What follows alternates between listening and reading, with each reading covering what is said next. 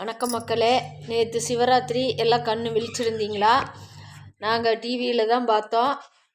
சிவராத்திரிக்கு உண்மையான கதை என்னன்னா, நான் ஒன்று வேறு மாதிரி சொல்லியிருந்தேன். ஆனால் நேற்று தான் நான் அதை படித்தேன். சிவபெருமான் ஆழகால விஷத்தை சாப்பிட்டதுனால பார்வதி அம்மா அந்த அவருடைய தொண்டையை இறுக்கி பிடிச்சி அந்த நைட்டு வெடி அவர் முழிச்சிருக்கணும்.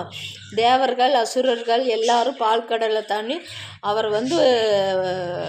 முழிச்சிருக்கிறதுக்காக நடனமாடி அந்த சிவபெருமானை தூங்க விடாமல் செஞ்சது தான் சிவராத்திரி. அவரே தூங்காது இருக்கிறப்ப நாம் அவரை நம்மளை படைச்ச அவர் விழித்திருக்கிற நாம் தூங்கலாமான்னு அப்போ எல்லோரும் சேர்ந்து அந்த சிவராத்திரிக்கு ஆடல் பாடல் அவரை பற்றி சிவபுராணம் கதை எல்லாமே சொல்லி முழிச்சிருக்கணும். அதனால தான் நேற்று சிவராத்திரி கொண்டாடினாங்க. நான் வேறு மாதிரி எங்கள் ஊரில் சொல்லி கொடுத்த பார்வதிக்கு அந்த அம்மா சிறை எடுத்தது அந்த மாதிரி சொன்னாங்க. ஆனால் உண்மையான ரீசன் நேற்று தான் நான் தெரிஞ்சேன்.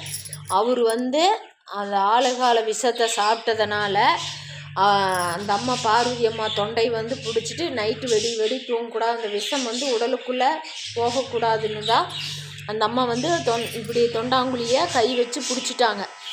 அதனால் அவர் சிவபெருமான் வெடி தூங்கக்கூடாதுன்னு அந்த தேவர்கள் முனிவர்கள் எல்லாரும் அவரை தூங்க விடாமல் பண்ணினது தான் சிவராத்திரி.